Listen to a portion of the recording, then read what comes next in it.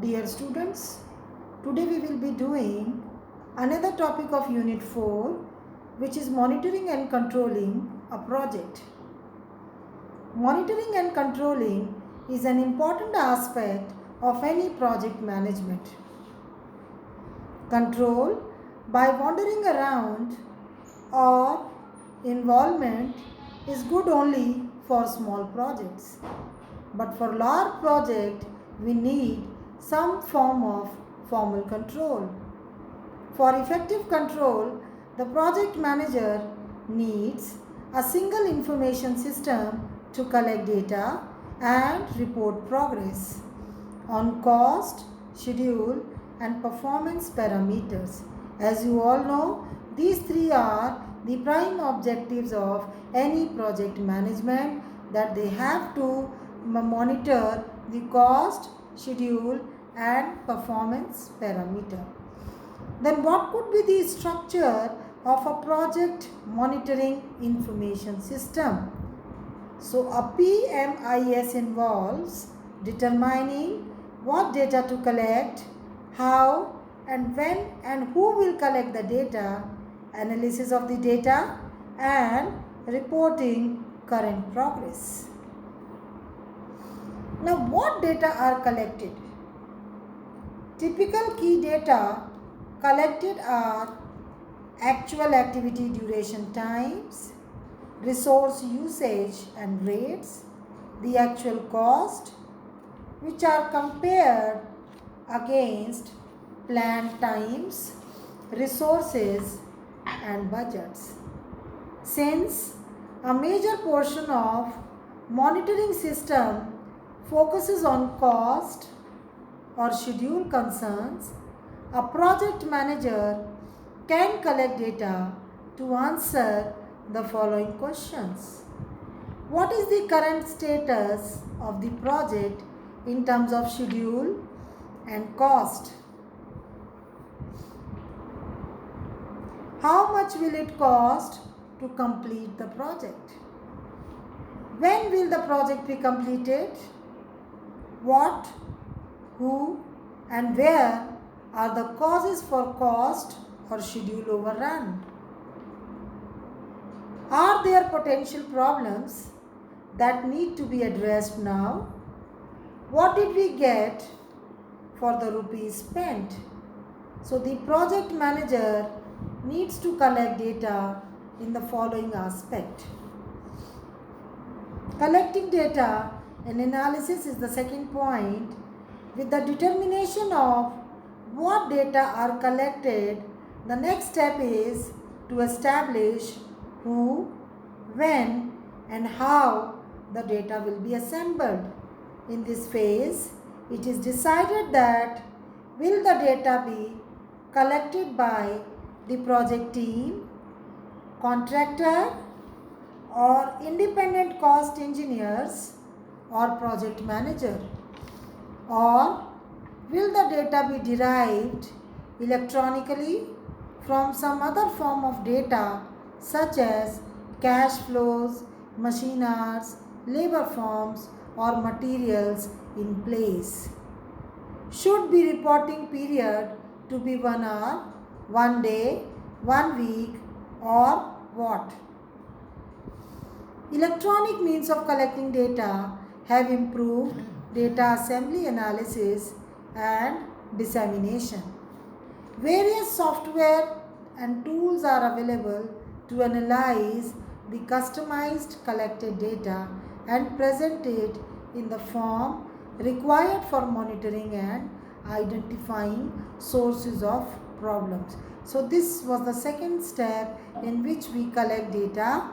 We decide who is going to collect the data, what type of data are collected, and how the data will be analyzed. The third point is report and reporting. Different stakeholders and level of management of project need different kind of information. For example, senior management may be interested in knowing that whether the project is on time and within budget. If not, what corrective action is taking place. Likewise, an IT manager working on the project is concerned primarily about her deliverables and specific work packages. A common topic format for progress reports follows: progress since last report, current status of the project in terms of schedule, cost and scope, then what are the cumulative trends, then problems and issues since last report, actions and resolutions of earlier problems, new variants and problems identified, and what corrective action is planned.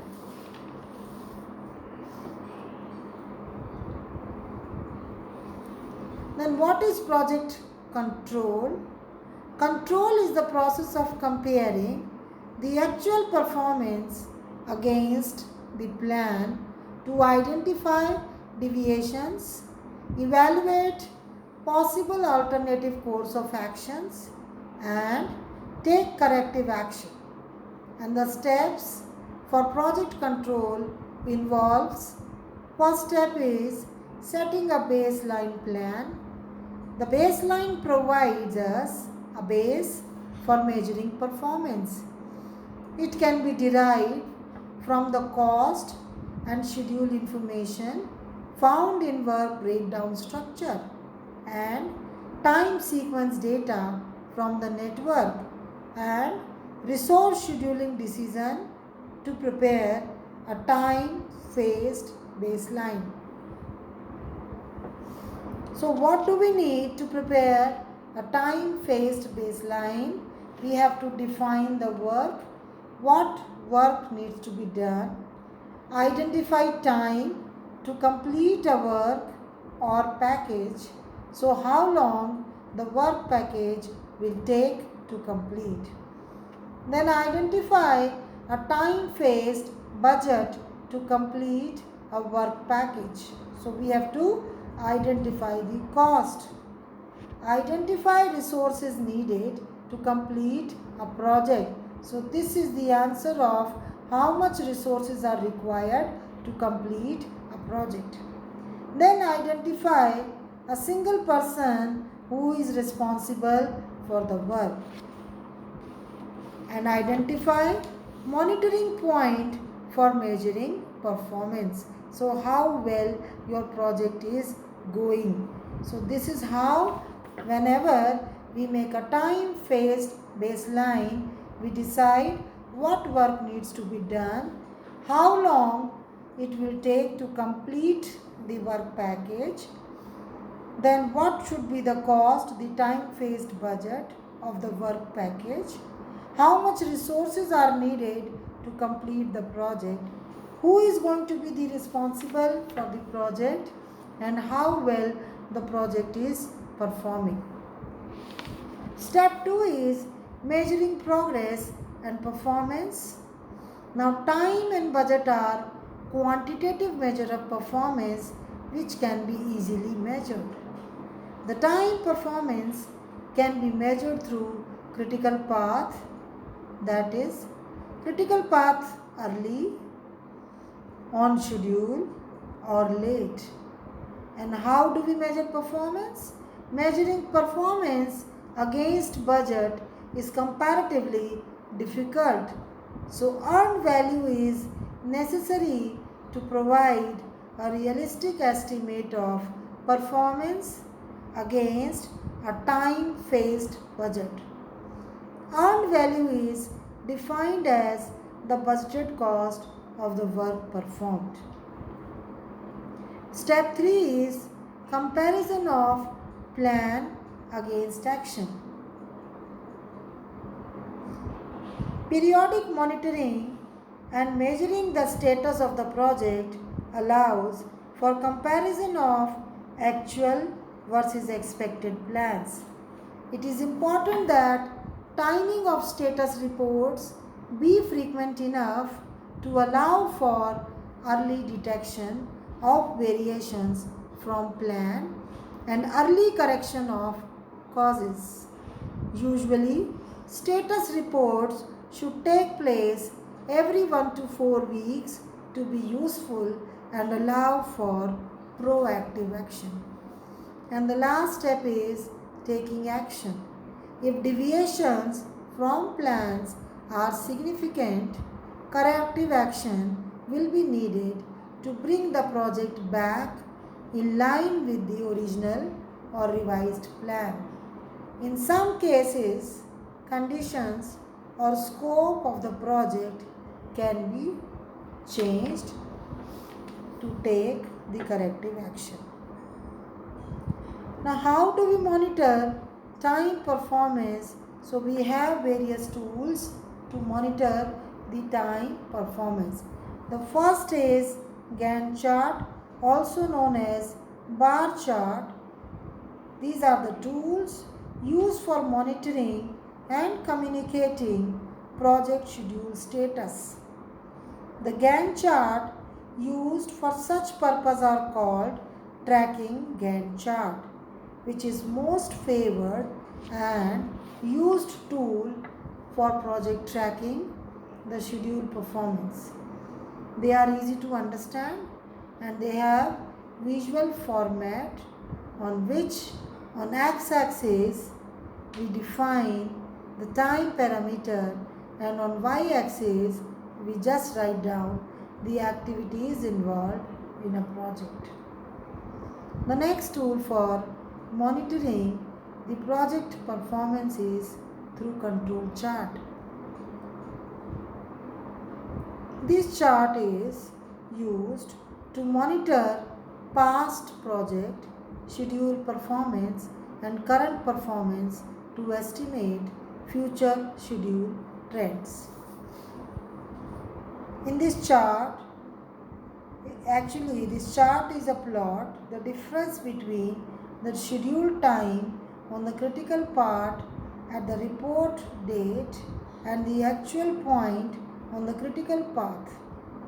The chart is showing that the project was behind the schedule, but the plot suggests that corrective action brought the project back on track.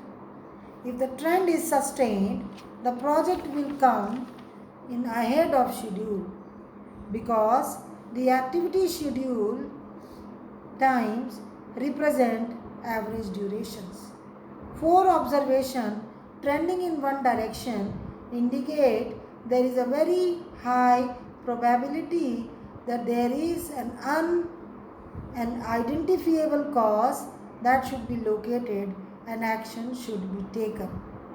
Control chart trends are very useful for giving warning of potential problems so that appropriate action can be taken if necessary.